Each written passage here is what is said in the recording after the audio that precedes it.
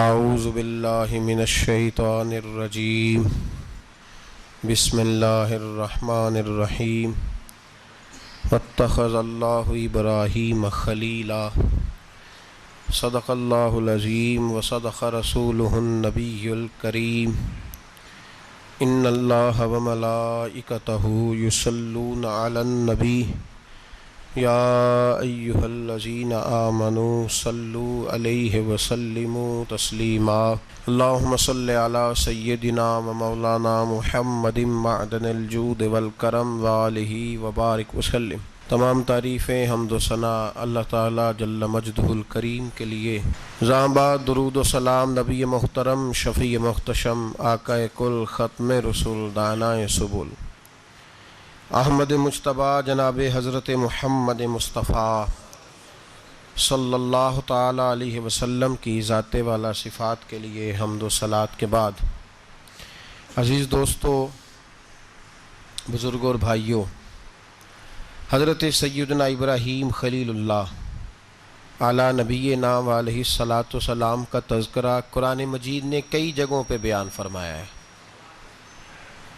نبی پاک صلی اللہ تعالیٰ علیہ وسلم نے ارشاد فرمایا ہے کہ میں ملت ابراہیم پہ ہوں۔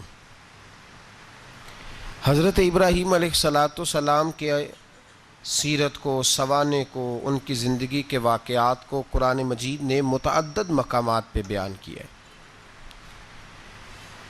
انبیاء کرام علیہم السلام 1,24,000 کم و بیش ہوئے، لیکن دین اسلام میں نبی پاک علیہ السلام کی امت میں جو مقام حضرت ابراہیم کا ہے وہ بس انہی کا ہے۔ ان کی زندگی ایک بڑی خوبصورت، بڑی منفرد اور مسلمانوں کے لیے بڑی اسوہ نور دینے والی زندگی ہے۔ نبی پاک صلی اللہ علیہ وسلم نے فرمایا، میں اپنے باپ حضرت ابراہیم کی دعا بن کے دنیا میں آیا ہوں۔ اور پھر محبوب پاک سید عالم صلی اللہ تعالی علیہ وسلم نے اپنی امت میں بھی جناب ابراہیم کے طریقے کو جاری رکھا۔ صحابہ نے قربانی کے بارے میں حضور سے پوچھا، ما ہذہ الاضحیہ، یا رسول اللہ صلی اللہ علیہ وسلم یہ قربانی کیا ہے؟ تو فرمایا، سنت ابیکم ابراہیم، یہ تمہارے باپ حضرت ابراہیم کا طریقہ ہے، یہ تمہارے باپ حضرت، حالانکہ قربانی نبی پاک صلی اللہ علیہ وسلم کا بھی طریقہ ہے، لیکن فرمایا تمہارے باپ حضرت ابراہیم کے ذکر کو باقی رکھا۔ اللہم صلی علی محمد وعلی آل محمد کما صلیت علی ابراہیم وعلی آل ابراہیم، ان کے تذکرے کو باقی رکھا دین کے اندر۔ حضرت ابراہیم بڑی امتیازی شان والے نبی ہیں، بڑی امتیازی شان والے۔ رب کریم کا وہ دوست جس نے کوئی چیز بچا کے نہیں رکھی، ہر شے ہی اپنے رب کی بارگاہ میں پیش کر دی۔ چند چیزوں سے انسان کو بڑا پیار ہوتا ہے، گھر اسے بڑا پیارا ہوتا ہے۔ وہ بڑا خوبصورت ہوٹل، 5 سٹار ہوٹل میں رہا، وہ اسلام آباد گیا، کسی سفر پہ گیا تو بڑے اعلیٰ قسم کے اس کو کھانے ملے، بڑی چیزیں ملی، لیکن کبھی دائیں کروٹ کبھی بائیں کروٹ۔ تو ساتھ بیڈ پہ دوست تھا تو اس نے کہا صاحب سو جاؤ، تو اس نے کہا یار جو مزہ اپنے گھر میں سونے کا ہے وہ کسی اور جگہ تھوڑی ہے۔ گھر بڑا پیارا ہوتا ہے، انسان کو لگاؤ ہوتا ہے، جس بے تکلفی سے، سکون سے، آرام سے انسان اپنے گھر میں وقت بتاتا ہے، کہیں اور مشکل ہو جاتا ہے۔ دوسرا، انسان کو اولاد بڑی پیاری ہوتی ہے، بڑی عجیب شے ہے، نہ ہو تب بھی بڑا دکھ ہے، اور ہونے کے بعد بھی اس کی بڑی آزمائشیں، یہ بڑی ایک میٹھی چیز ہے۔ اولاد ایک بڑا عجیب سا میوہ ہے، پتہ نہیں یہ کس انجیکشن کا نام ہے کہ چھاتی پر چڑھ جائے تو اللہ سکون عطا فرما دیتا ہے، پتہ نہیں کس ٹھنڈی دولت کا نام رب کریم نے اولاد رکھا ہے، بڑی پیاری ہوتی ہے اولاد۔ پھر تیسری چیز، انسان کی اپنی جان ہے، اور یہ اتنی قیمتی شے ہے کہ اللہ کریم نے فرمایا کہ اگر تیری گردن پہ کوئی آدمی پستول رکھ کے، تلوار تیرے گلے پہ رکھ کے کہے نا کہ رب کا انکار کر دے ورنہ مار دوں گا، تو فرمایا وقتی طور پہ میری ذات کا انکار کر پر جان بچا جا۔ اگر تو مرنے کے قریب ہو گیا ہے اور حرام شے کھائے بغیر تو بچ نہیں سکتا، مر جائے گا، تو فرمایا چل تو اس طرح کر، حرام کھا کے جان بچا، پر جان بچانا فرض ہے، ضروری ہے۔ وطن بڑا پیارا، اولاد بڑی پیاری، جان بڑی پیاری، پر حضرت ابراہیم سے رب کریم نے فرمایا چل ابراہیم کوئی چیز دے، تو کہا یا اللہ تینوں ہی تیرے نام پہ قربان کرتا ہوں، تیری ہوئی ساری، ہر شے تیری۔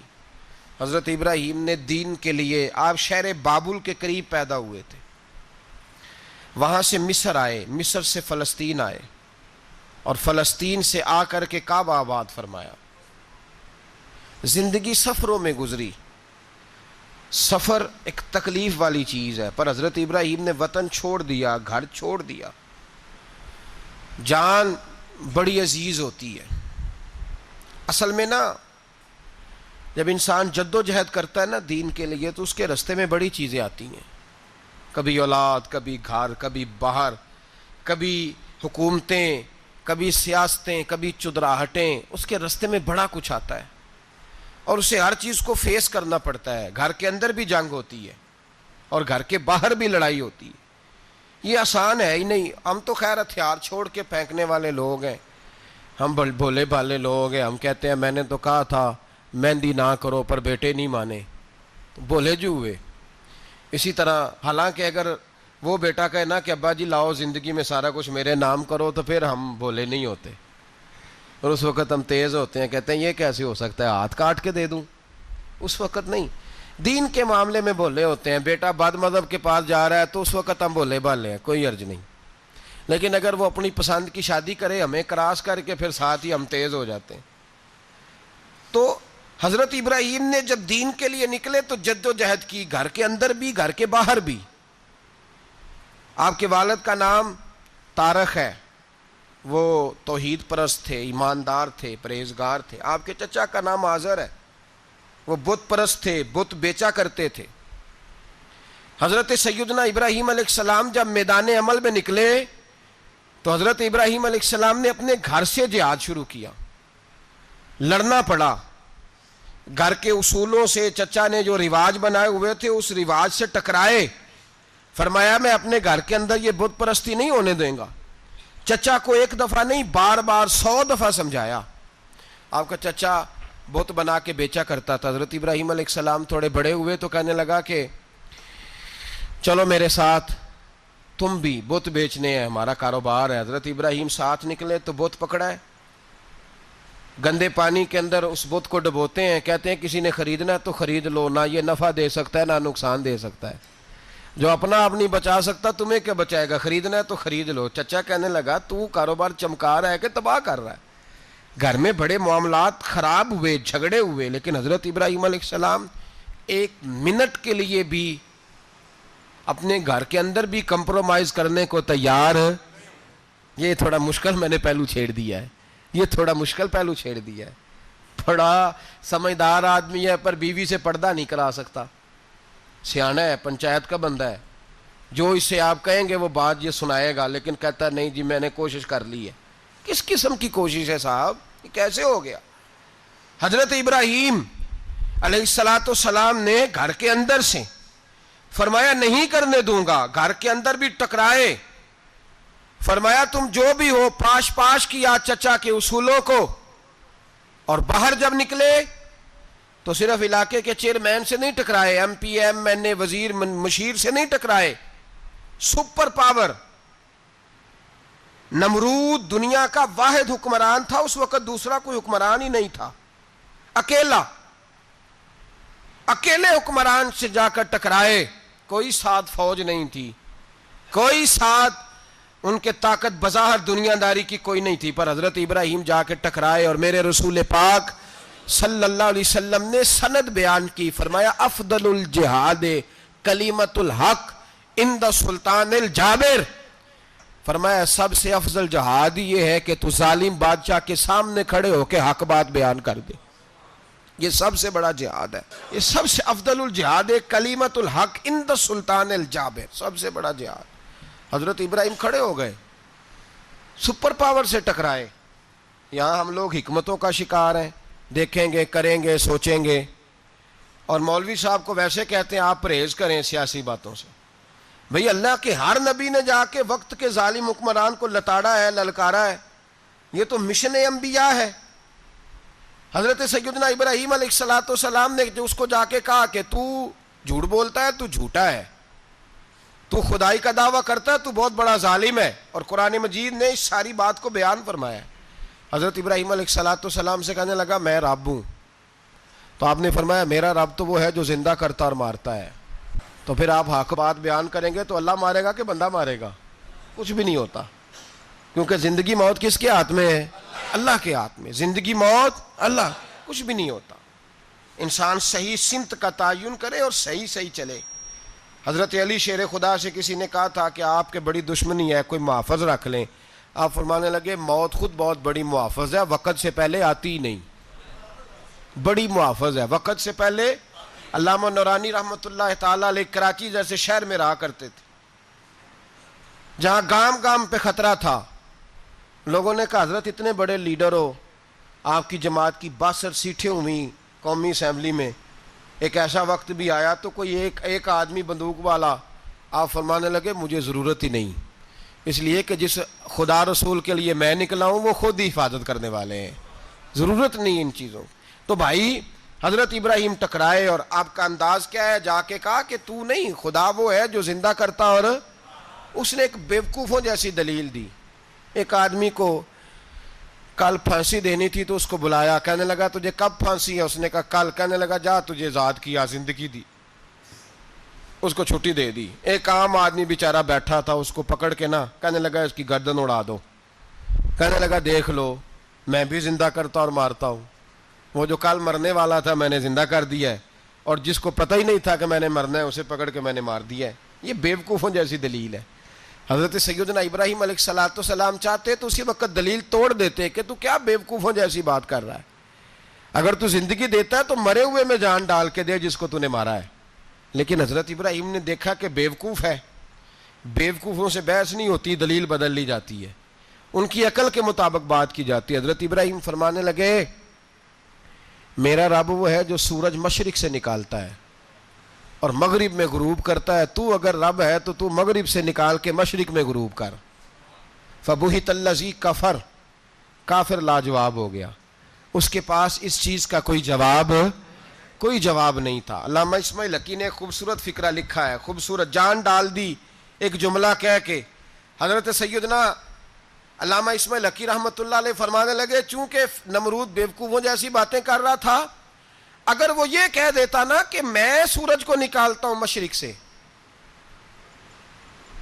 میں غروب کرتا ہوں معاذ اللہ مغرب میں نکالتا ہوں, تو آپ اپنے رب سے کہیے کہ وہ مغرب سے نکال کے مشرق میں غروب کرے. علامہ اسماعیل حقی فرماتے ہیں رب کریم کی آواز قدرت تھی, مالک حضرت ابراہیم علیہ السلام کے اس, اگر وہ کہہ دیتا اور حضرت ابراہیم دعا کر دیتے تو رب کریم نے فرشتوں کو تیار بٹھایا ہوا تھا. فرمایا اگر یہ کہہ دے میرے خلیل سے کہ سورج مغرب سے نکال کے مشرق میں غروب کرنا ہے تو تیار رہنا, جس طرح خلیل کہیں گے ویسے ہی کر دیں گے.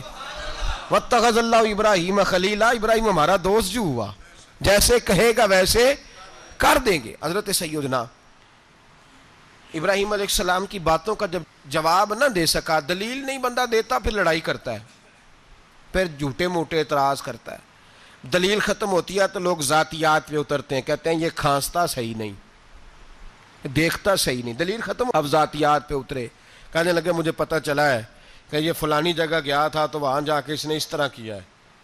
پھر لوگ ذاتیات پہ اترتے ہیں, جب دلیل کا جواب دلیل سے نہیں دے پاتے پھر ذاتیات پر اتر کر حملے کرتے ہیں. حضرت ابراہیم کے دلائل کا جواب نمرود نہ دے سکا تو کہنے لگا کہ اس کو آگ میں ڈال دو. قوم گئی ہوئی تھی ساری, آپ نے بات سنی ہوئی ہے, میں نے صرف اشارہ دینا ہے, میلے پہ. تو حضرت سیدنا ابراہیم علیہ السلام نے سارے بت توڑ دیے, کلاڑا بڑے بت کی گردن پہ رکھا. واپس آئے, کہنے لگے بت کس نے توڑے ہیں؟ تو فرمایا اس سے پوچھ لو جس کی گردن پہ کلاڑا ہے. کہنے لگے یہ تو بول ہی نہیں سکتا. تو فرمانے لگے بڑے بیوقوف ہو, جو بولتا ہی نہیں, سنتا ہی نہیں, اپنا آپ نہیں بچا سکتا, اس کی پوجا کرتے ہو. کہنے لگے پکڑو, دلیلیں ختم ہو گئی, اس کو آگ میں ڈالو. بہت بڑی حویلی 45 فٹ مربع پہ مشتمل ایک حویلی بنائی گئی اور 45 فٹ اونچی. مختلف روایات علامہ اسماعیل حقی کہتے ہیں کہ 3 مہینے تک نمرود نے کہا کہ اس کے اندر لکڑیاں ڈالو. لوگ پوچھنے لگے کتنی دنیا جلانی ہے؟ کہنے لگا بندہ تو ایک جلانا ہے پر بندہ بڑا تگڑا ہے, ایک بندہ. 3 مہینے لکڑیاں ڈالی گئیں. اور لوگوں کی جو تہمات ہوتی ہیں نا وہ بڑی عجیب ہوتی ہیں. تہمات میں نے بڑی تفصیل سے رمضان المبارک میں گفتگو کی تھی. بدشگونی تہمات لوگ لیتے ہیں. اس وقت بھی لوگ تہمات کا شکار ہو گئے. عقیدہ بگڑ جاتا ہے تو وہ عجیب و غریب باتیں کرنے لگتا ہے. تہمات کا شکار ہو گئے. بیبیاں نظر مانتی, میں بیمار ہوں اگر صحیح ہو گئی تو اتنے من لکڑی دوں گی حضرت ابراہیم کی آگ جلانے کے لیے. ایک عورت لے کے جا رہی ہے لکڑیاں, تو ایک نیک دل آدمی نے اس سے پوچھا کہاں جا رہی ہو؟ کہنے لگی میں نے منت مانی تھی تو حضرت ابراہیم علیہ السلام کو معاذ اللہ جلانے کے لیے لکڑیاں لے کے جا رہی ہوں. تو وہ رب کریم کے بندے کہنے لگے تو ڈھونڈتی رہے گی تجھے وہ جگہ ملے گی نہیں. وہ بی بی کئی مہینے گھومتی رہی, جگہ ہی نہیں ملی جہاں لکڑیاں ڈالنی, ماری گئی. تہمات کا شکار ہوئے بہت سارے لوگ. تہمات کا بھائی, تہمات دین کے اندر منع ہے. تہمات دین میں کوئی نظر ماننا, کوئی کسی بزرگ کے مزار پہ جا کے سالے ثواب کے لیے کوئی چیز ماننا, یہ تو درست ہوا.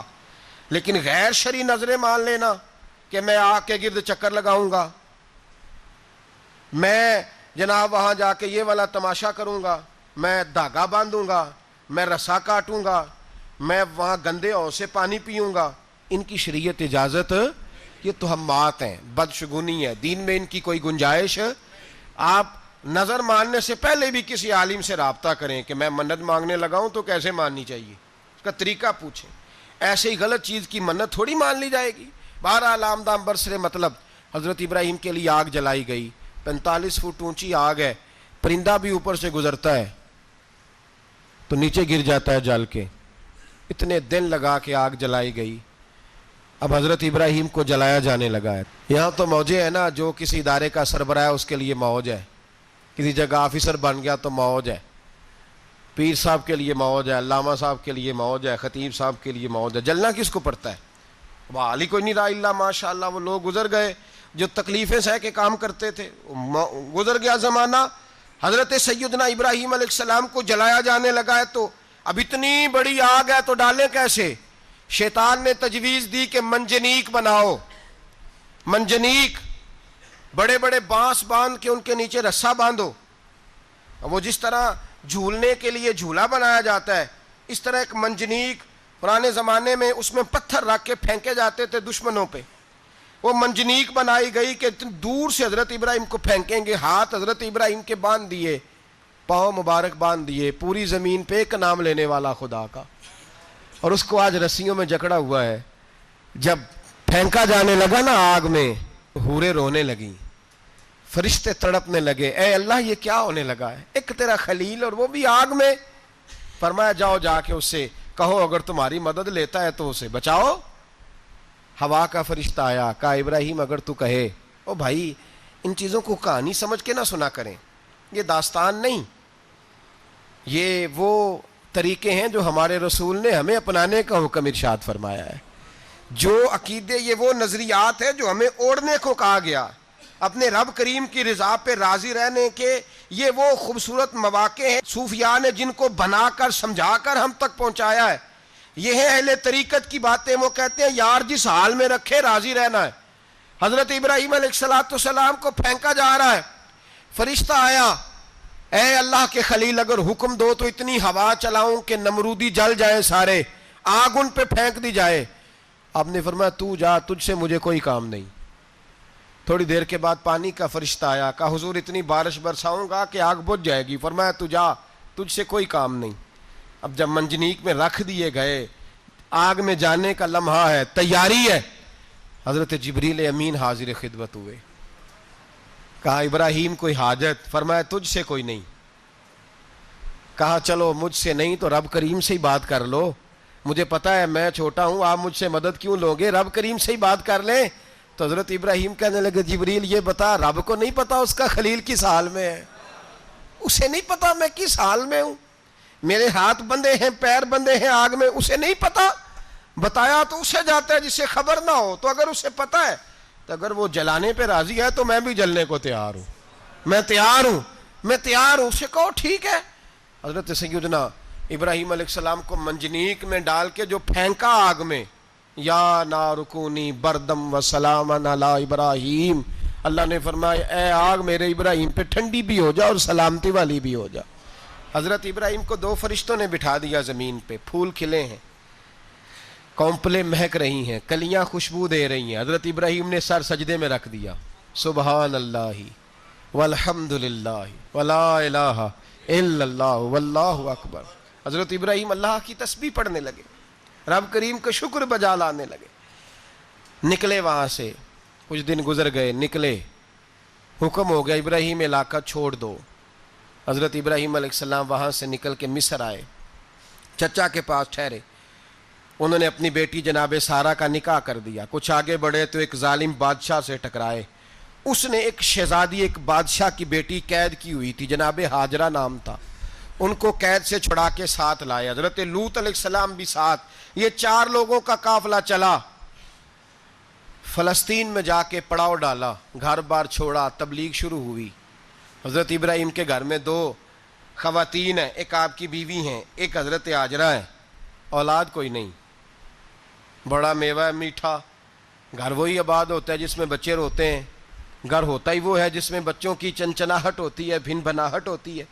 حضرت ابراہیم نے ایک بچہ روتے ہوئے دیکھا تو آنکھوں میں آنسو آئے، کہنے لگے ربی حب لی من الصالحین، یا اللہ مجھے بھی نیک اولاد عطا کر دے۔ حضرت سارہ نے سن لیا، کہنے لگی ابراہیم شاید میرے بطن سے تو آپ کو نصیب نہیں، ہاجرہ سے نکاح کر لو۔ جناب ہاجرہ سے نکاح ہوا۔ اللہ تو بڑا بے نیاز ہے، رب کریم نے حضرت اسماعیل جیسا خوبصورت بیٹا عطا فرمایا۔ بیٹا کالا سیاہ بھی ہو تو سینے کی ٹھنڈک ہوتا ہے، پر یہ تو وہ بیٹا ہے جس کی پیشانی میں نور محمدی چمکتا ہے صلی اللہ علیہ وسلم۔ حضرت سیدنا اسماعیل علیہ اتنے خوبصورت، اب جس بیوی کے ہاں بیٹا تھا، بیٹھنا اٹھنا بھی زیادہ اس کے پاس، آنا جانا بھی اس کے پاس، توجہ ادھر ہو گئی۔ جناب سارہ رشک کرنے لگی، ایک دن کہنے لگی اسے چھوڑ آ جنگل میں، وادی غیر ذی زرع، مکے کے پاس۔ بھائی ایک بیٹا عالم دین بنا لو، کہنے لگا روٹی کہاں سے کھائے گا؟ تیرے 5 بیٹے ہیں، کو حافظ قرآن بنا، کہتے روٹی کہاں سے کھائے گا؟ وہ بچہ بھی کہتا ہے میں کہاں سے کھاؤں گا؟ حضرت ابراہیم علیہ السلام تو چند مہینے کا بچہ چھوڑ آئے، تو کہاں سے روٹی کھائی حضرت اسماعیل نے؟ کہاں سے کھائی ان کی اماں نے روٹی؟ بھوکے مر جاتے ہیں یہ سارے۔ میں بڑی ذمہ داری سے کہا کرتا ہوں کہ جتنی خوبصورت روٹی اللہ کریم دین کے خادموں کو عطا کرتا ہے شاید کسی اور کے نصیب ہوتی ہو، لیکن ہم لوگ توجہ ہی نہیں کر رہے، ہمارا ذوق ہی نہیں بن رہا، ہم یہ محنت ہی نہیں کر رہے کہ قوم کو مستند علماء کی ضرورت ہے، علاقوں کے علاقے خالی ہیں، ادھر ہمارا مزاج ہی نہیں بن رہا، توجہ ہی نہیں دین کی خاطر۔ اور پھر چلے بچے تو بعد کی بات ہے نا، جو ابھی خود جوان ہے وہ بھی یہ دعا، ایک صاحب مجھے کہنے لگے میں دعا مانگ رہا ہوں اللہ مجھے بیٹا دے تو میں اسے دین پہ لگاؤں گا، تو میں نے کہا آپ بھی بوڑھے نہیں ہوئے، آپ خود ہی لگ جائیں، بیٹا تو ابھی آئے گا تو لگے گا نا، تو آپ تو اس وقت ہے تو آپ تو پہلے لگے نا صاحب، 2 گھنٹے تو نکال کے آئے، دین سیکھنے کو کافی ہے۔ آپ اتنی لمبی سوچ رہے ہیں کہ بچہ آئے گا تو بڑا ہوگا تو وہ جائے گا تو دیکھی جائے گی، ابھی تو آپ ہیں تو آپ تو آؤ۔ حضرت ابراہیم نے بچہ وہاں چھوڑا۔ یہاں سے جو عمرہ کرنے لوگ جاتے ہیں نا، جو حج کرنے جاتے ہیں، ان کو پتہ ہے کہ وہاں دنیا کی ہر نعمت ملتی ہے، پھر بھی ڈبل ٹرپل پیسے لوگ جیبوں میں ڈال کے جاتے ہیں۔ حضرت ابراہیم جب وہاں لے کے گئے تو کوئی انسان نہیں تھا، پانی کا قطرہ نہیں تھا، 2 کلو کھجوریں، ایک مشکیزہ، بیوی کو تھمایا۔ ہمارے گھر میں ہزاروں چیزیں پڑی ہیں، لیکن وہ جو توکل ہے نا وہ ختم ہو گیا ہے۔ اللہ دے گا، حلال حلال پہ قناعت کرے، جائز جائز پہ بھروسہ کرے، رب کریم عطا کرنے والا ہے، وہ مزاج ختم ہو گیا۔ حضرت سیدنا ابراہیم علیہ السلام 2 کلو کھجوریں، ایک مشکیزہ پانی کا دے کر کے، اور وہاں بٹھایا آپ نے اپنے بچے کو اور اپنی زوجہ جناب ہاجرہ کو، اور بٹھا کر کے واپس پلٹنے لگے تو حضرت ہاجرہ سلام اللہ علیہ نے آواز دی، کہا ابراہیم کس کے سہارے پہ چھوڑ کے جا رہے ہو؟ جہاں آب زمزم کا کنواں ہے نا، جو لوگ گئے ہیں جنہوں نے صفا مروہ کی صحیح کی ہے، صفا مروہ سے باہر نکلے نا، سرکار کی ولادت کا مقام ہے، اس جگہ پہ آب زمزم کا کنواں تھا، وہاں حضرت سیدنا ہاجرہ کو بٹھایا، کوئی چیز نہیں، کوئی درخت نہیں، کوئی کھیت نہیں، کوئی پانی نہیں، کوئی کنواں نہیں، وہاں بٹھایا اور بٹھا کر کے نکلنے لگے تو جناب ہاجرہ فرمانے لگی ابراہیم کس کے سہارے پہ چھوڑ کے جا رہے ہو؟ کہنے لگی اللہ کے سہارے پہ۔ تو پاک باز بی بی نے ایک لفظ پوچھا، کہا ابراہیم یہ میرے رب کا حکم ہے، یہ میرے بس جن کا عقیدہ توحید مضبوط ہو ان کے لیے ایک جملہ کافی ہوتا ہے، یہ میرے اللہ کا حکم ہے۔ تو جناب ابراہیم علیہ السلام فرمانے لگے ہاجرہ ہاں رب کا حکم ہے۔ جب یہ لفظ کہے تو چاہیے تھا نا حضرت ابراہیم تسلی دیتے، تو بی بی صاحبہ تسلی دینے لگی، عرض کرنے لگی ابراہیم اگر اللہ کا حکم ہے تو پھر آپ ہماری فکر نہ کرنا، اگر یہ رب کا حکم ہے تو پھر ہماری فکر نہ کرنا، جس رب نے ہمیں یہاں تک پہنچایا ہے وہ ہمیں کبھی بھی ضائع نہیں فرمائے گا، پھر فکر نہ کرنا۔ حضرت ابراہیم آ گئے، بات آپ نے سنی ہوئی ہے، اشارہ کرنا مقصود ہے۔ 13 سال میں چلے مان بھی لیا جائے بعض روایات کی روشنی میں کہ آتے جاتے بھی رہے، لیکن مکمل دیکھ بھال اپنے بچے کی پرورش میں پورا حضرت ابراہیم علیہ السلام کا کردار، سارا کردار ماں کا تھا۔ میں جب خواتین کے بارے میں کوئی بات کرتا ہوں تو میں آپ کو اکثر کہتا ہوں کہ یہ صرف بیوی کے لیے حکم نہیں ہوتا، یہ ٹریننگ بیٹی کو دینی ہے اور بہن کو دینی ہے، یہ تربیت کرے اپنے گھر میں۔ میں تجربے کی روشنی میں یہ بات عرض کیا کرتا ہوں کہ بھائی بچے باپ کے فرما بردار اس وقت ہوتے ہیں جب اماں انہیں باپ کا فرما بردار کرتی ہے، اور بچے باپ کے نافرمان بھی تب ہوتے ہیں جب اماں انہیں باپ کا۔ میں نے اپنے کانوں سے سنا ایک دفعہ ایک بچہ اپنے باپ سے کہہ رہا ہے آپ نے تو ساری زندگی باہر گزار دی، پیسے کمانا کون سا مشکل کام ہے، دکھ سکھ تو سارے اماں نے برداشت کیے، سکولوں میں وہ جاتی تھی، فلانا کام وہ کرتی تھی، فلانا کام۔ اب یہ سوچ اس کی ذاتی تو نہیں، یہ اس کو دی گئی ہے، اور اگر اس کو یہ سوچ دے دی جائے کہ اماں کہے کہ میں تو اپنوں میں رہی ساری زندگی، میں نے تو اپنوں میں وقت گزارا، اور تیرا باپ تو کئی دفعہ جنازے بھی نہیں پڑھ سکا، اس نے تو ماں باپ ایسے دفن کر دیے، وہ اگر یہ سوچ فراہم کرے تو پھر بچہ باپ کا فرما بردار ہوتا ہے۔ اور یہ والی روایتیں ہم بیوی کو سناتے ہیں، حالانکہ کس کو سنانی چاہیے؟ بولیے، بہن اور بیٹی کو، بہن اور بیٹی کو سنائیں یہ باتیں، ان کو سمجھائیں تاکہ آگے جا کے وہ جو گھر ترتیب دیں وہ گھر بڑا عمدہ اور نکھرا ہوا ہو۔ حضرت سیدنا ابراہیم 13 سال کے بعد آئے، چونکہ گھر میں اللہ تبارک و تعالیٰ کی دوستی کا چرچا تھا، اللہ تبارک و تعالیٰ کی محبوبیت کا غلبہ تھا۔ 13 سال کے بعد فلما بالغ معہ سعیا، بیٹا جب اتنا بڑا ہوا کہ ساتھ چلنے لگا تو حضرت ابراہیم نے اپنے بیٹے کو بلا کے کہا بیٹا مجھے خواب آئی ہے، میں تجھے ذبح کر رہا ہوں، تیری کیا رضا ہے؟ تو حضرت اسماعیل کہنے لگے یا ابت افعل ما تؤمر، ابا جی اللہ جیسے حکم دیتا ہے میرے ساتھ ویسے ہی کریں، جیسے اللہ حکم دیتا ہے ویسے ہی، بولیے، ویسے ہی کریں۔ حضرت ہاجرہ کو کہا کہ ایک دوست نے دعوت کی ہے تو وہاں جا رہے ہیں، بی بی مطمئن ہے، تفصیلات کی ضرورت نہیں، ختم بات، اعتبار ہے، مطمئن ہو گئی۔ شیطان پیچھے سے آیا اماں کے پاس، ذرا تھوڑی دیر کے لیے تصور جمائیے، یہاں تو پڑوسن آ کے کوئی بات بتا دیتی ہے خاوند کے بارے میں تو کئی مہینے جھگڑا جاری رہتا ہے، پڑوسن محلے دار۔ شیطان نے آ کے بتایا لفظ کیا ہے؟ کہا حضرت تمہیں پتا ہے کہاں جا رہے ہیں؟ کہا دوست کی دعوت میں۔ تو کہنے لگے دوست کون ہے؟ رب کریم، اور ابراہیم کا خیال ہے کہ اس رب نے مجھے حکم دیا ہے کہ میں ذبح کروں۔ تو حضرت ہاجرہ کہنے لگی کبھی باپ بھی بیٹا ذبح کرتے ہیں؟ تو شیطان کہنے لگا ان کا خیال ہے کہ ان کے رب نے حکم دیا ہے۔ تو جناب ہاجرہ فرمانے لگی اگر رب نے حکم دیا تو پھر تو مجھے شیطان لگتا ہے، تو مجھے شیطان لگتا ہے۔ کہا کیا مطلب؟ فرمانے لگی اگر رب کریم کا حکم ہے تو میرے پاس ایک اسماعیل ہے، اگر 1000 بھی ہوتے میں سارے اللہ کے راستے میں پیش کر دیتی، دے دیتی، مالک کا ہی تو ہے سارا کچھ، اسی کا ہے، اس میں لیت اللہ کی کیا گنجائش؟ حضرت سیدنا ابراہیم علیہ السلام نے بیٹے کے حلق پہ چھری رکھ بھی دی اور چھری چلا بھی دی، رکھ بھی دی، اور وہ تو اللہ کریم نے فرمایا یا ابراہیم قد صدقت الرؤیا، ابراہیم تو نے خواب سچا کر دکھایا، وہ قیامت تک تیرا نام رہے گا۔ حضرت ابراہیم نے وطن بھی دیا، جان بھی دی، بیٹا بھی، اللہ کریم نے دمبے دیے، فرمایا یہ فدیہ ہے، اب یہ قربانی قیامت تک حضرت ابراہیم کے طریقے کے مطابق جاری ہے. حضرت ابراہیم بہت بڑے مہمان نواز تھے, بہت بڑے. آپ جب مصر میں قیام تھا تو بڑے بڑے لمبے چوڑے لنگر پکتے تھے, لوگ آیا جایا کرتے تھے, بڑا تفصیل کے ساتھ کھانا ہوتا تھا. مہمان نوازی آپ کی خاص صفت مبارکہ ہے.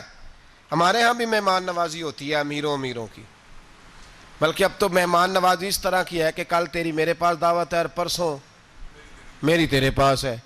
وہی امیروں میں وہ چکر رہتا ہے, پارٹیاں دوست ایک دوسرے کو ڈالتے ہیں, تیری طرف پارٹی تیری طرف. اور اسی انداز میں اب یہ عید آئے گی نا, ٹکا پارٹیاں ہوں گی جگہ جگہ. اور لوگ سوال پوچھنے لگے ابھی سے, کہتے ہیں قربانی کا کتنا گوشت گھر رکھنا جائز ہے, قربانی کا کتنا گوشت گھر رکھنا جائز ہے؟ سارا ہی جی. اس لیے فریزر لے لے, فریج سے نہیں کام چلے گا. سارا ہی جائز گھر رکھنا, سارا ہی جائز ہے, رکھ لیں. او خدا کے بندے, قربانی وہ بندہ دیتا ہے جو سارا سال ہی گوشت کھاتا ہے. صحیح کہہ رہا ہوں؟ قربانی صاحب نصاب, صاحب استطاعت بندہ دیتا ہے نا, تو وہ سارا سال ہی گوشت, تو سارا گھر میں رکھنا بھی جائز ہے, لیکن سارا دے دینا بھی. تو جو آ رہی ہے اس پہ کیوں توجہ کرتے ہو, جو دوسرا جائز ہے اس پہ کیوں نہیں عمل کرتے؟ سارا تقسیم کر دیں, بات ختم ہوئی. یقین کریں, محرم میں جا کے دوست ٹیلی فون کر کے سوال پوچھتے ہیں, کہتے ہیں صاحب سنا ہے قربانی کا گوشت محرم میں کھانا جائز نہیں. میں کہ نہیں, ربیع الاول چ بھی جائز جے, رجب رمضان تک کھاؤ, کوئی بندہ نہیں منع کرتا. اس لیے کہ کسی کو دینا تو پسند ہی نہیں, یا پھر اس میں سے جو خاص چیزیں ہیں وہ اپنی فریج میں, اور باقی جو ہے وہ دوسروں کے لیے. یہ کیا طریقہ ہے ہمارا؟ اور اسی پہ عمل ہے. اللہ تبارک و تعالی ہمیں سمجھنے کی توفیق عطا فرمائے. حضرت ابراہیم بہت بڑے مہمان نواز تھے. صرف قربانی نہیں دیتے تھے, سارا سال بہت سارا لنگر, بہت سارا کھانا پینا, بہت ساری چیزیں جاری رہتی تھیں. اور جتنے غریب لوگ تھے فلسطین کے, ان کو پتا تھا کہ حضرت ابراہیم علیہ السلام کا لنگر جاری ہے. فلسطین میں جب آپ کا قیام تھا, ایک دفعہ ڈھیروں مہمان آ گئے اور کھانے کو کوئی چیز نہیں. حضرت سارہ اور جناب ہاجرہ دونوں اس وقت موجود تھیں. وہ کہنے لگی ابراہیم بہت سارے مہمان آ گئے تو کیا کریں؟ جناب سارہ کہنے لگی کس طرح کر کے ان کی مہمان نوازی کرنی. اور حالات یہ ہیں کہ قحط پڑا ہوا ہے فلسطین میں, مصر میں, دور دراز علاقوں میں. تو حضرت ابراہیم کہنے لگے یہ اللہ کے مہمان ہیں اور ہمیں رب کریم کا بندہ سمجھ کے آ گئے, اللہ ہی بندوبست کرے گا. فرمانے لگے میرا مصر میں ایک دوست ہے, وہ قحط کے دنوں میں غلہ جمع کر لیتا ہے, میں اس کی طرف پیغام بھیجتا ہوں, مجھے امید ہے وہاں سے غلہ ملے گا. 2 3 5 اونٹ والے غلام بلائے اور ان کو کہا کہ جاؤ غلہ لے آؤ مصر کے دوست سے. وہ لوگ کہتے ہیں ہم غلہ لینے گئے, وہاں جب پہنچے تو حضرت ابراہیم خلیل اللہ علیہ السلام کا پیغام دیا تو آپ کا وہ دوست کہنے لگا غلہ تو بے شمار تھا, مجھے خبر نہیں تھی کہ حضرت ابراہیم کا پیغام آئے گا, تو میں تو سارا تقسیم کر چکا ہوں, لوگ لے گئے, اب تو کوئی شے نہیں. اب وہ خالی آ گئے 5 کے 5 اونٹ. جب خالی آئے تو حضرت ابراہیم کی حویلی کی دیواریں چھوٹی چھوٹی تھیں. ان غلاموں میں سے, خادموں میں سے, آپ کے ان چاہنے والوں میں سے ایک کہنے لگا یار وہ غریب تو انتظار کر رہے ہوں گے کہ غلہ لینے گئے ہیں, ہمیں روٹی ملے گی.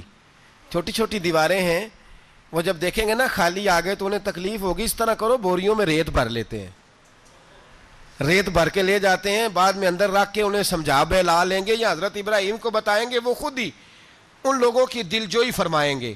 اب غلہ کی جگہ ریت بھر کے اونٹوں پہ رکھ کے لائی گئی. لا کے بوریاں جب رکھ دی گئیں, حضرت ابراہیم علیہ السلام دوپہر کے وقت آرام فرما رہے تھے. بی بی سارہ اٹھی, کہتی ہیں جب میں نے دیکھا نا کہ بوریاں پہنچ گئی ہیں تو گئی, غلام کو ساتھ لیا اور اس کو جب کھولا نا تو کہتی اتنی حسین گندم میں نے پہلے کبھی دیکھی نہیں تھی, اتنا پیارا دانہ میں نے کبھی ملاحظہ ہی نہیں کیا تھا. فرماتی ہیں جب اس کو پیس کر چکی میں روٹیاں پکائیں تو خوشبو دور دور تک پھیل گئی, اعلیٰ غذا بنی, بڑے بڑے کھانے بیبیوں نے مل کے پکائے, چن دیے گئے. حضرت ابراہیم اٹھے تو لوگ کھانا کھا رہے ہیں, سجدہ شکر ادا کیا, اور جب سجدے میں گئے تو وہی آنے لگی, پھر رونے لگے. جب پلٹ کر باہر تشریف لائے تو جناب سارہ کہنے لگی ابراہیم تمہارا مصری یار بڑا اچھا ہے, اس نے اتنی اعلیٰ گندم بھیجی ہے کہ اتنی تو میں نے پیاری گندم کبھی دیکھی نہیں. جناب ابراہیم مسکرائے, فرمانے لگی سارہ یہ مصری یار نے نہیں بھیجی، یہ میرے عرشی یار نے بھیجی ہے، یہ میرے عرشی یار نے بھیجی ہے۔ بھائی مہمان نوازی مزاج تھا، ہاتھ لٹا دینا مزاج تھا، دوسروں کی اشک شوئی مزاج تھا۔ حضرت ابراہیم علیہ السلام کا طریقہ ہے قربانی، حضور نے ان کا طریقہ بیان کیا۔ اگر سال کے بعد قربانی دینا ان کا طریقہ ہے تو سارا سال غریبوں کو روٹی دینا بھی حضرت ابراہیم کا طریقہ ہے، سارا سال غریب کی نوکری کرنا یہ بھی حضرت ابراہیم کا طریقہ ہے، بھوکے کو کھانا کھلانا یہ بھی۔ میرے مصطفیٰ کریم سید عالم صلی اللہ علیہ وسلم سے صحابہ نے پوچھا حضور بہترین مسلمان کون ہے؟ بہترین مسلمان؟ تو حضور نے فرمایا جو سلام لینے میں پہل کرے اور غریب کو روٹی کھلانے میں سب سے اچھا ہو، وہ بہترین مسلمان ہے، زبردست مسلمان۔ ہمارے ہاں دعوتیں ہوتی ہیں تو امیروں کی، افطاریاں ہیں تو امیروں کی، اور میرے مصطفیٰ کریم علیہ السلام نے فرمایا بدترین دعوت ہے جس میں امیر بلائے جائے غریب نہ بلائے جائے، وہ بدترین دعوت حضرت ابراہیم کا طریقہ رہا، ساری زندگی مہمان نوازی۔ اور دوسرا ان کا مزاج تھا، اللہ سے پیار ہو گیا تھا نا، جب رب کریم سے محبت ہوتی ہے نا اور محبت کا احساس ہوتا ہے دل میں، پھر سجدے لمبے ہوتے ہیں۔ عام آدمی تو نماز بھی نہیں پڑھ سکتا، جس سے خدا سے محبت ہوتی ہے وہ تہجد بھی نہیں چھوڑ سکتا۔ وہ یہ محبت کی بات ہے نا، جس کو پیار ہوتا ہے اس کی تہجد بھی ہے، اس کی اشراق بھی ہے، چاشت بھی ہے، اس کے عمرے بھی ہیں، اس کے حج بھی ہیں، اس کے بار بار کعبۃ اللہ کے دیدار بھی ہیں۔ یہ محبت الہی ہے، جوش مارتی ہے۔ ان لوگ سجدہ کرتے ہیں تو اٹھتے ہی نہیں، اللہ کے بندوں سے پیار کرتے ہیں، اللہ کی۔ حضرت ابراہیم کو رب کریم سے اتنی محبت تھی، اتنا پیار تھا کہ وہ آپ کی زندگی کے ہر پہلو سے چھلکتا تھا۔ ایک وقت ایسا آیا کہ اللہ تعالیٰ نے حضرت ابراہیم کو بہت زیادہ مال عطا فرمایا، اتنے اونٹ گنے نہیں جاتے، گائیں اتنی زیادہ کہ شمار نہیں ہوتی، بکرے بکریاں اتنی زیادہ کہ شمار، بہت زیادہ مال اللہ نے عطا فرمایا۔ اور ابھی کچھ عرصہ پہلے آپ پیچھے جائیں نا تو جو لفظ مال تھا وہ روپے پہ تو بولا ہی نہیں جاتا تھا، وہ جانوروں پہ بولا جاتا تھا۔ بہت زیادہ مال اللہ نے دیا، بکریاں، گائیں، اونٹ، بیل، بڑا کچھ۔ تو رب کریم نے فرشتوں سے فرمایا کہ وَاتَّخَذَ اللَّهُ ابراہیم خلیلا، ابراہیم میرا دوست ہے۔ تو فرشتے کہنے لگے یا اللہ جسے اتنا کچھ دیا جائے اس نے دوست تو بننا ہی ہوتا ہے، تو نوازا ہی بڑا ہے، اتنا مال، اتنے کھیت کھلیان، اتنا کچھ۔ اللہ کریم نے فرمایا جاؤ آزمائش کر لو، امتحان لے لو۔ فرشتہ امتحان لینے پہنچ گیا۔ حضرت ابراہیم کے جانور چر رہے ہیں چراگاہ میں، حضرت ابراہیم بھی ہیں، غلام بھی ہیں، بہت بڑا ریوڑ ہے، آپ تشریف فرمائیں۔ ایک فرشتہ آیا تو کھیت میں چھپ کے بیٹھ گیا اور بلند آواز سے کہنے لگا سبحان اللہ والحمد للہ ولا الہ الا اللہ واللہ۔ یہ تسبیح بڑی پسند ہے، محبوب نے ان کی فضیلت بیان کی۔ اب وہ حضرت سیدنا ابراہیم علیہ السلام کھڑے تھے تو وہ کھیت میں بیٹھ کے تسبیح پڑھنے لگا، سبحان اللہ والحمد للہ ولا الہ الا اللہ۔ حضرت ابراہیم کہنے لگے یہ میرے رب کا نام کون لے رہا ہے؟ بڑی اس کی میٹھی آواز ہے، بڑی، کون ہے؟ ڈھونڈنے لگے، گھومتے گھومتے اس کے پاس چلے گئے، فرشتہ انسانی شکل میں۔ تو میرے رب کا ذکر کر رہا تھا؟ اس نے کہا میں ہی کر رہا تھا۔ فرمانے لگے یار ایک دفعہ پھر نہیں کرتا؟ تو کہنے لگا ابراہیم پہلے تو میں اپنی مرضی سے کر رہا تھا، تو کہتا ہے تو پیسے لگیں گے، پیسے ہیں تو کر دیتا ہوں۔ حضرت ابراہیم کہنے لگے بول تو کیا لے گا، میرے اللہ کا ذکر سنانے کا کیا لے گا؟ کہنے لگا جتنی بکریاں آپ چرا رہے ہیں ساری دے دے تو میں اللہ کا ذکر سنا دیتا ہوں۔ اور آپ نے فرمایا بس جا تیری ساری ہوئی، میرے رب کا ذکر سنا۔ اور پھر شروع ہو گیا سبحان اللہ الحمد للہ ولا الہ الا اللہ واللہ اکبر۔ حضرت ابراہیم علیہ السلام کیف میں یار پھر ذرا سنا، نہ علماں وچ پھسا سانو، تو یار دی گل سنا سانو، ذرا دوبارہ سنا۔ میں پھر سنایا، ایک دفعہ پھر کہا، فرشتہ کہنے لگا بس جی آپ کے پیسے پورے ہو گئے۔ حضرت ابراہیم کہنے لگے چل ایک دفعہ اور سنا۔ کہنے لگا پیسے لگیں گے، تو کیا لے گا؟ کہنے لگا گائیں بھینسیں ساری میری۔ فرمایا بس یار اتنی قیمت، تو سنا صحیح، سارا کچھ ہی تیرا۔ پھر شروع ہو گیا سبحان اللہ والحمد للہ ولا الہ الا اللہ واللہ اکبر۔ گائیں دے دیں، بھینسیں دے دیں، وہ ذکر سناتا ہے۔ حضرت ابراہیم کبھی مچلتے ہیں، کبھی روتے ہیں، کبھی آہیں بھرتے ہیں، تو میرے رب کا نام لے رہا ہے، ذرا پھر سے لے۔ کیف جاری ہے۔ کہنے لگا بس بھائی۔ حضرت ابراہیم فرمانے لگے تو اور لے لے جو لینا ہے، مجھے ذکر سنا۔ اس نے کہا ابراہیم بکریاں میں لے چکا، گائے بھینسیں میں لے چکا، اونٹ رہ گئے، سارے لے لوں گا پھر ذکر سناؤں گا. فرمایا جا تیرا ہوا تو ذکر سناتا رہے, میں دیتا ہوں. دے دیا, کچھ دیر ذکر کیا تو اب خاموش ہو گیا. حضرت ابراہیم خلیل اللہ علیہ السلام فرمانے لگے ذکر سنا. کہنے لگا ابراہیم اب تیرے پاس دینے کو کیا ہے, ہر چیز تو میں لے چکا.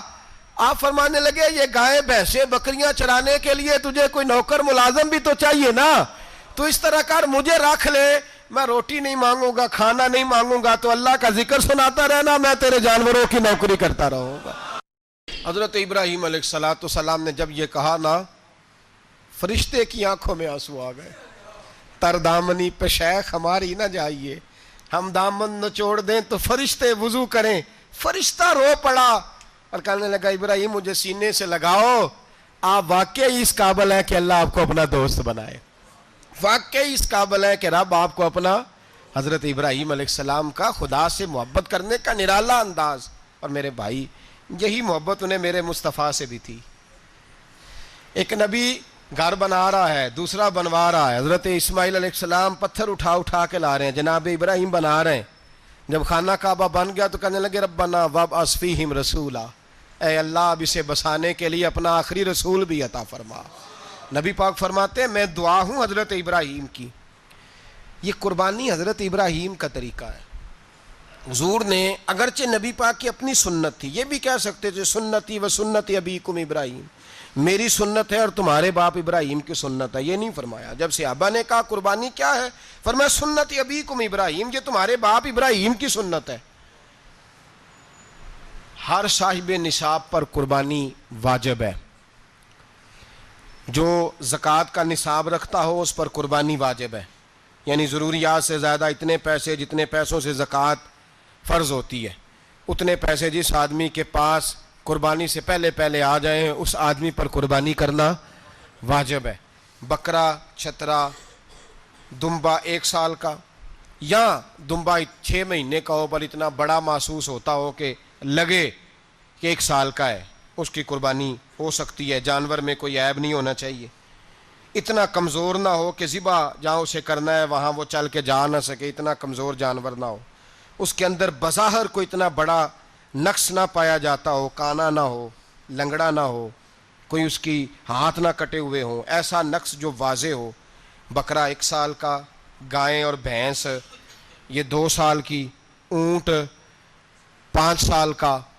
اب اس میں یہ ہے کہ ہمارے بہت سارے دوست چونکہ ہم دیہاتی لوگ ہیں تو پوچھتے ہیں کہ دوندا نہیں ہے تو چوگا نہیں ہے, تو یہ ہماری پنجابی کی اصطلاحات ہیں. پنجابی کی شریعت اسلامیہ نے سال بتائے ہیں, یہ تو ہم نے اپنی آسانی کے لیے یا دیہاتوں میں جو ماحول تھا اس طرح کا جانور لیں, خوبصورت جانور لیں.